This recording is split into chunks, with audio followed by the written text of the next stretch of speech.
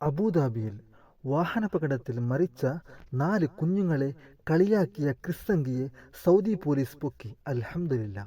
സഹോദരങ്ങളെ, മനസാക്ഷി ഉള്ളവർക്ക്, മനുഷ്യരായവർക്ക് ഇങ്ങനെ പറയാൻ സാധ്യമല്ല. ഈ ക്രിസംഗി ആ മരിച്ചുപോയ കുഞ്ഞു മക്കളെക്കുറിച്ച് എന്താണ് പറഞ്ഞത് എന്നറിയുമോ?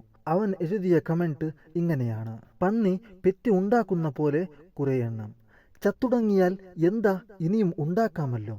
ഇതാണ് ആ ക്രിസംഗി എഴുതിയ കമന്റ്. ഒരു കുഞ്ഞിനെ നഷ്ടപ്പെട്ടാൽ അതിൻ്റെ വേദന എന്താണ് എന്ന് അത് നഷ്ടപ്പെട്ട ആ മാതാപിതാക്കൾക്ക് മാത്രമേ അറിയുകയുള്ളൂ. പക്ഷേ ഒരു ക്രിസംഗി ആ 4 മക്കളുടെ മരണത്തെ ആഘോഷിച്ചു. ആ ക്രിസംഗിയുടെ പേര് ജോസഫ് ബെന്നി എന്നാണ്.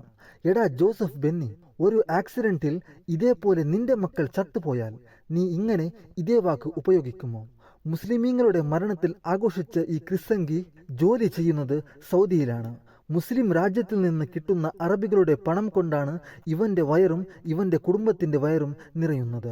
മുസ്ലിം രാജ്യത്ത് ജോലി ചെയ്തുകൊണ്ട് മുസ്ലിമീങ്ങളെ തെറിവിളിക്കുന്ന ഇത്തരത്തിലുള്ള ജനങ്ങളെ സൗദി ഗവൺമെൻറ് പിടിച്ച് ജീവപര്യന്തം ശിക്ഷ നടപ്പിലാക്കണം. ഇതുപോലത്തെ വിഷജന്തുക്കൾ ഇനി ഒരിക്കൽ പോലും നാട്ടിലേക്ക് മടങ്ങാൻ പാടില്ല.